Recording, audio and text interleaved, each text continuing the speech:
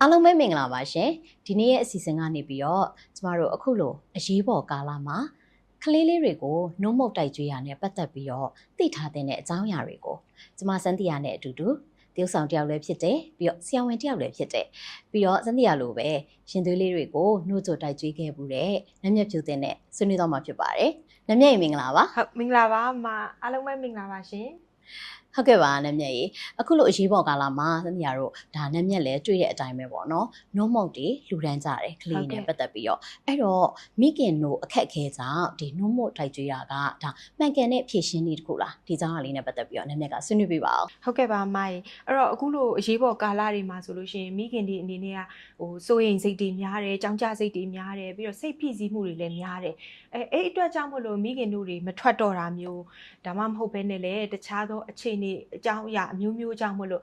့ကလေးကိုမိခင်တို့လုံလောက်စွာတိုက်ဖို့အတွက်အခက်အခဲဖြစ်တဲ့အခြေအနေမျိုးတွေလည်းကြုံတွေ့ရနိုင်တာပေါ့နော်အဲ့တော့ဒီလိုအခက်အခဲကိုဖြေရှင်းဖို့အတွက်နှုတ်မုတ်တိုက်တာကနီလန်းကောင်းတစ်ခုတော့မဟုတ်ဘူးကိုယ့်ရဲ့ကလေးကိုကောင်းစေခြင်းလို့နှုတ်မုတ်တိုက်ခါမှာဒီလိုအရေးပေါ်ကာလတွေမှာပိုဆိုးသွားတဲ့အခြေအနေမျိုးတွေလည်းကြုံတွေ့ရနိုင်တယ်လေမဟုတ်တယ်နော်နမြတ်ပြီးတော့နောက်ထပ်သိချင်တာလေးလည်းရှိရဲ့အခုလိုအရေးပေါ်ကာလမှာမိခင်နှုံးမတိုက်ဘဲနဲ့ဒီလိုနှုံးမုတ်တီတိုက်တာကြောင့်ပေါ့နော်ကုဆက်ယောဂဖြစ်နိုင်ခြေပို့ပြီးတော့မြင့်မာတယ်ပြီးတော့အသက်သေဆုံးနိုင်ခြေလည်းလေပုံမှန်အချိန်တွေထက်ပိုများရလို့သိရတယ်နမြတ်ရဲ့ဒီလိုလေးလည်းကြားဘူးတယ်ဆိုတော့လေအဲ့ဒါဘာကြောင့်ဖြစ်ရလဲဆိုတာပြောပြပေးပါလားနမြတ်ဟုတ်ကဲ့ပါအမအဲ့တော့နမြတ်တို့တွေဒီလိုမျိုးအရေးပေါ်အခြေအနေတွေမှာဆိုရင်ရေကောင်းရေသန့်ရရှိဖို့အတွက်ခက်ခဲတယ်အဲ့တော့ကလေးတွေကိုနှုတ်မုတ်ဖြော်ဆက်ပေးဖို့အတွက်တန်ရှင်းတဲ့ရေရရှိဖို့ခက်ခဲတာပေါ့နော်ပြီးတော့နောက်တစ်ခုကတော့နမြတ်တို့နှုတ်မုတ်မဖြော်ဆက်ခင်မှာလက်ကိုတေးချစေးကြောတန့်စင်ဖို့ပြီးတော့အသုံးပြုတဲ့ဇွန်းတွေခွက်တွေစေးကြောတန့်စင်ဖို့အတွက်ဒီတန်ရှင်းတဲ့ရေနဲ့ဆက်ပြာရရှိဖို့ကလည်းအခက်အခဲရှိတယ်ပြီးတော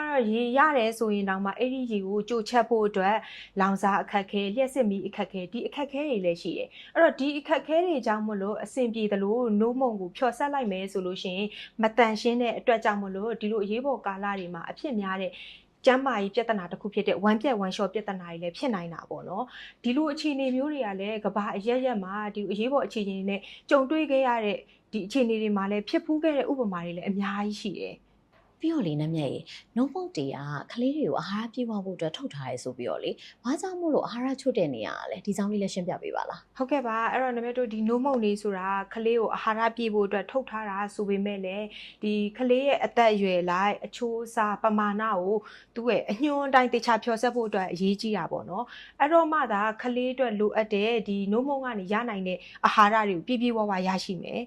အဲ့တော့ဒီလိုမဖြော်ဆက်ဘူးဆိုလို့ရှိရင်ကလေးရဲ့လိုအပ်တဲ့အာဟာရတွေကိုပြည့်ဝဝမဖြည့်ဆည်းနိုင်အောင်တင်မကဘဲနဲ့ဒီလိုမတန်ရှင်းမှုကြောင့်ဖြစ်လာတဲ့ဒီဝမ်းပြက်ဝမ်းလျှောအပါဝင်ကုသယောဂါတွေကိုခလေးကခံစားခဲ့ရမယ်ဆိုရင်အာဟာရထပ်ပြီးချွတ်တယ်မယ်အဲ့တော့ဟိုမှာလည်းအာဟာရပြည့်ဝဝမရရှိဘူးပြီးတော့ထပ်ပြီးတော့လည်းဝမ်းပြက်ဝမ်းလျှောကြောင့်မလို့အာဟာရချွတ်တယ်ဆိုရင်တော့ခလေးတွေအတွက်ဆိုးကျိုးတွေအများကြီးဖြစ်သွားနိုင်တာပေါ့နော်ဒါကြောင့်မလို့နှုတ်မုတ်တိုက်မယ်ဆိုလို့ရှိရင်တော့ကျန်းမာရေးဝန်ထမ်းတွေတကယ်ကိုတက်ကြွနားလဲတဲ့ကျန်းမာရေးဝန်ထမ်းတွေရဲ့လမ်းညွှန်မှုကိုတေချာလိုက်နာပြီးတော့နှုတ်မုတ်ကိုစနစ်တကျနဲ့တေတေချာချာတန်တန်ရှင်းရှင်းတိုက်ကြွေးဖြော်ဆက်ဖို့အတွက်ကအရန်ကိုအရေးကြီးပါတယ်မှာပြည့်နမျက်ရေနောက်ဆုံးအနေနဲ့မိချင်တာတခုကကြတော့လေအခုလိုမျိုးအရေးပေါ်ကာလမှာဒီကလေးလေးတွေပေါ့နော်ဝမ်းပြန်ဝမ်းလျှောယောဂအပြင်ကုဆက်ယောဂတွ